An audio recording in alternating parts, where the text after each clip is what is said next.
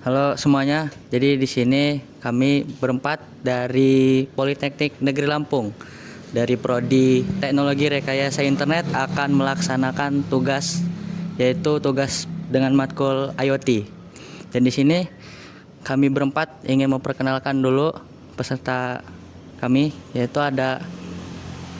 Halo, nama saya Muhammad Sandy Molensia dengan NPM 24782051.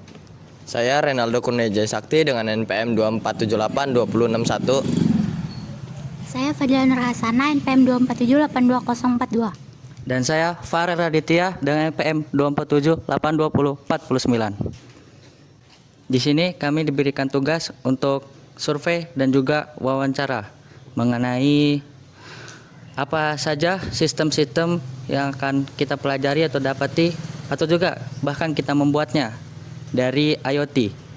Dan agar lebih jelasnya, mari kita langsung saja pergi ke bengkelnya.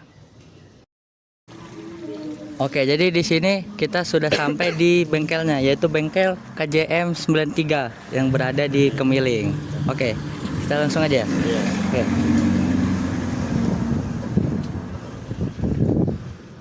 Misi Mas. Iya.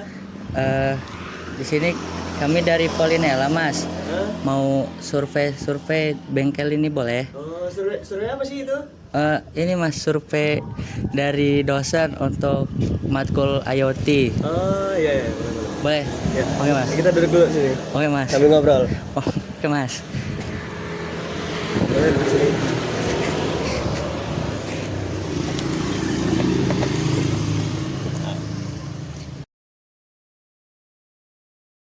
Mas, jadi di sini kita mau survei, yaitu ya mengenai sistem IoT itu loh, Mas. Itu sekalian nanya-nanya dikit. Ya, boleh. Nah, jadi kalau misalnya lagi rame pelanggan, nah itu untuk antriannya gimana, Mas? Dia itu kalau untuk sistem antrian di sini tuh ya gimana ya? Soalnya saya di sini ngerjainnya cuma berdua. Terus kerjaannya juga rame. Terkadang itu customer juga tuh nggak mau sabar. Ada yang kerjaannya mau diduluin, terus emang udah ada kerjaan yang sebelumnya udah dikerjain belum selesai. Terus tapi ada customer baru yang minta motornya dikerjain duluan. Jadinya eh, sistem pengerjaan motornya itu nggak beraturan lah kadang. Eh, oh baik, ternyata seperti itu. Nah, kalau misalnya eh, pelanggan tuh biasanya tahu nggak eh, udah sampai mana gitu proses motornya selesai gitu. Terus ada yang sering nanya-nanya gitu nggak, Mas? Mungkin kalau yang customer nanya motor belum selesai atau enggak ya biasanya itu kalau customer yang motornya dikerjainnya itu ditunggu.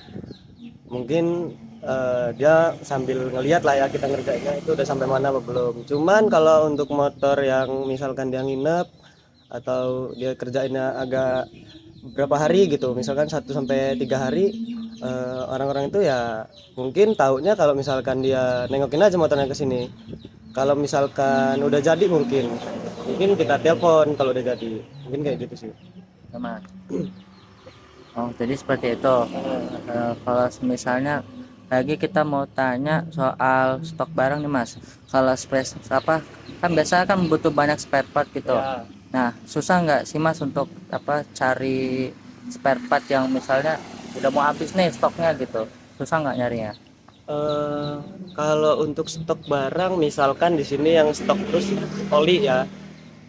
Untuk stok itu ya agak ribet sih, soalnya kita masih pakai sistem manual. Misalkan yang dikeluarin itu dua, terus misalkan udah kepake, nanti itu dihitung, terus masukin lagi dua. Ya jadinya masih manual. Jadi untuk stok semuanya itu nggak ada yang tertulis gitu. Jadi manual tetap kita yang hitung sendiri. Ya agak ribet sih kayak gitu. Terus untuk spare part juga ya sama aja kayak gitu. Agak ribet karena eh, apa ya? Ya istilahnya kayak kita masih manual lah. Nggak ada tercatatnya ada berapa gitu. Ya gitu sih kayak spare part mah. Jadi kayak gitu ya Mas ya. Ya. Masih agak-agak ribet dan susah gitu ya. Iya. Oh, jadi kami nggak di sini sih kan kami nggak cuma survei, tapi kita juga di sini mau sekalian ngasih ide konsep lah gimana pembuatan sistem-sistem dari IoT itu sendiri, Mas. Jadi mungkin untuk sistem-sistemnya bakal dilanjutin sama teman saya. Oke Mas, jadi di sini saya kan bertugaskan untuk memberikan solusinya nih. Nah, yang pertama kan di sini kan ada pertanyaan yang dimana masalah antrian. Terus Mas bilang itu antriannya itu acak-acakan, ada yang minta didahuluin, ada yang mau buru-buru cepat kelar, ya kan. Nah, di sini saya menyarankan customer itu daftar dulu gitu di kasir atau enggak sama masnya dulu daftar. Nah, nanti masnya memberikan entah itu kartu, entah itu remote, yang dimana remote tersebut dia mendapat antriannya kan. Misalnya antrian pertama ini dia bakalan bunyi jika udah gilirannya. Kalau antrian kedua dia akan nunggu setelah antrian pertama kelar. Nah, kurang lebih seperti itu. Yang kedua, di sini kan ada pertanyaan, pelanggan biasanya tahu nggak sih soal progres motornya selesainya kapan, terus juga proses pengerjaan motornya itu udah nyampe mana. Di sini Masnya bilang dia itu soal proses motornya itu kira-kira Masnya ini bakalan kemungkinan nelpon ini customernya, soalnya kan biasanya ditinggalkan motornya. Nah, makanya ditelepon, ini motornya udah jadi nih. Nah, di sini saya menyarankan kalau kayak gitu udah bagus, kalau customernya ninggalin motornya. Jika kalau customernya yang nunggu di sini, itu saya menyarankan Masnya ini ada sensor untuk mendeteksi bahwa progres motor tersebut itu udah berapa persen gitu. Sama ditambahin kayak TV sebenarnya TV yang dimana berisikan gambar-gambar motor, progres motornya gitu, berapa persen. Jadi customer tahu gitu. Nah, itu yang kedua. Yang ketiga itu kan spare partnya itu kayak masih nyari atau gimana gitu kan. Masnya bilang juga kalau oli itu ya selalu nyetok kan, nggak kekurangan. Jika spare part yang lain itu biasanya cuma pas-pasan. Nah, jika habis Masnya ngambil dulu kan di toko lain ya Pak, di bengkel lain ya kan.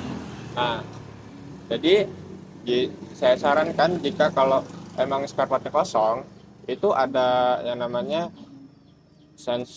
bukan sensor sih, lebih tepatnya spare partnya kosong, itu dia akan memberitahu nih ke Masnya gitu. Dia mengeluarkan sensor suara yang dimana spare part ini sedang kosong gitu kan, sedang kosong loh. Nanti sensor tersebut dia udah punya hubungan dengan bengkel-bengkel lain, dia memberikan notifikasi kepada bengkel-bengkel lain dan memberitahu bahwa bengkel Mas ini sedang kekurangan spare part yang ini, misalnya perpak oli misalnya.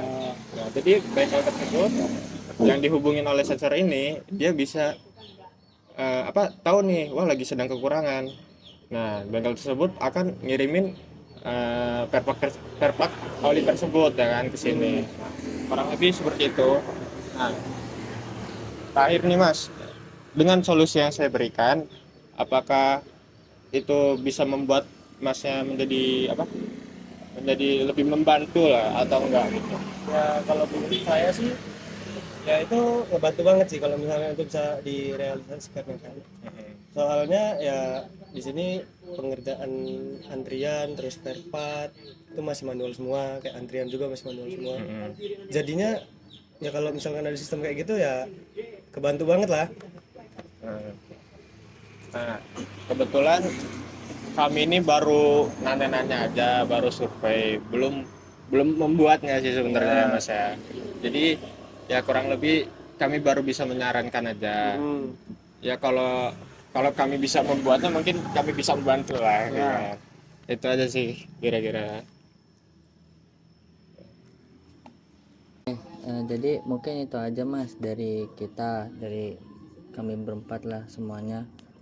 Terima kasih banyak udah mau kami survei. Ya. Udah mau repot-repot, kami minta maaf udah tadi Mas lagi ngoprek, jadi kita ganggu gitu kan. Gak apa-apa, kita kan ngobrol buat solusi ke depannya kayak mana ya Iya, kan. jadi kita makasih lah udah dibantu buat pengerjaan tugas kita gitu. Ya, sama-sama. Oke, yaudah Mas, mungkin itu aja. Oke. Makasih ya Mas. Ya.